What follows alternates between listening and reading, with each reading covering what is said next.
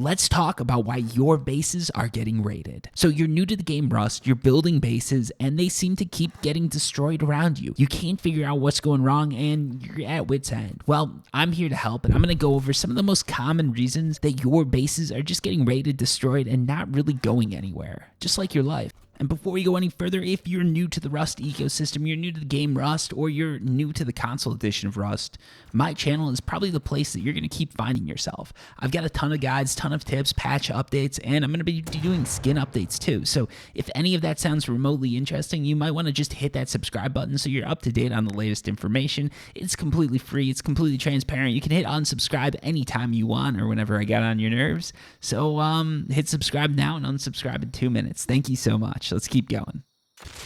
Anyways, let's get into it. So first things first, you need to put a lock on your doors. I know this seems very simple, it seems very straightforward, but I've seen so many people forget to do this that I've just got to call it out. Put a lock on your door. And while we're on doors, if you walk away and you've got a wood door, don't walk away for too long because those are super easy doors to pop open, and a lot of people are doing it just to get some good loot. So upgrade your door to a sheet metal door ASAP. And while we're on wood, if you've got a base or any sort of wall that's made of wood, upgrade that. By the time you log off, you want everything upgraded to stalls. If you've got a wall that's made of wood, it's super easy for someone to pick out. It's super easy for someone to destroy. They can even light it on fire, and you're just sort of out of luck. In addition, when you talk about walls being picked out, always make sure the soft side is facing in. So if you look at a stone wall, because these are the ones that it really comes into play with, you've got a smooth white side on one side, and you've sort of got that like bumpy stone looking texture on the other. The stone looking texture should be facing out. If you place your wall the wrong way, you can fix this within the first 5 minutes. The way you do this is you use a hammer and you can flip your wall. If it goes after 5 minutes, just upgrade your wall to metal or whatever the next step up is, and you should be able to flip your wall now. In addition to that, some other errors that I've seen people making are door codes. When it comes to door codes,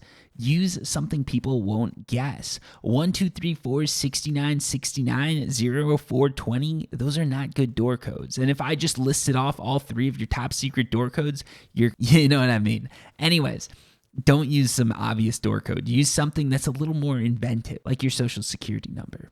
Anyways, so next up on the list of tips is pay attention to where you're building. If you're building near a monument that's very popular, or you're building next to a clan base, you're probably more likely to get raided. If you really don't want to get raided, build off the beaten path and don't build something interesting. I know this seems like no fun. It seems like I'm here to piss on your parade, but this is how you get a base to last. Build a 2x1, build a 2x2, and let it just sit there. A lot of players are going to ignore it because it's a boring base. It doesn't look interesting. It doesn't look like something someone would want to raid, and they just skip over it. So build a base like that. Let people skip over it. Keep the good loot for yourself. And then when you're ready, build something epic. Build something monumental. Build something that would make it into a serial overdrive video. And most of my videos are 2x1, so you know what you got to do. Also, when it comes to getting raided, make sure you've got airlocks. Make sure you've got a base that looks like it was well designed. If you've got 2 squares and a door, a lot of people are just going to break through that because they think the good loot is one door away. If you have an airlock, people know there's at least 2 doors between them and any potential loot. It also shows you sort of know what you're doing, so there might be traps, it might be a little more difficult, and if you're really smart, you might have placed a furnace in that airlock before you logged off.